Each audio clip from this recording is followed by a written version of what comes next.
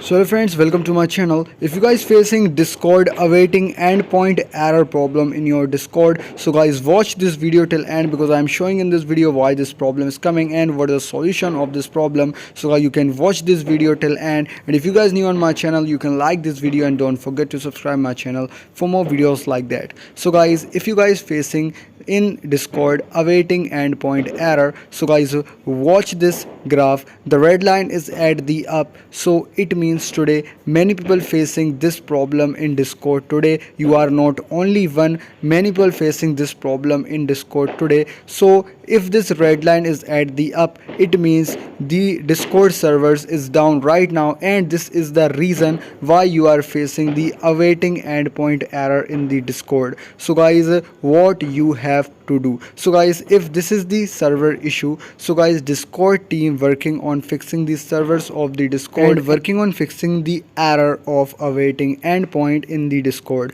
So guys, you have to wait for some minute or an hour because this problem will be solved in some time, because the Discord team working on fixing the servers and the error problem. And if you guys having any other problem in the Discord, you can comment me. I'm trying to solve your problem. I hope guys you like this video. Don't forget to subscribe my channel. Thanks for watching.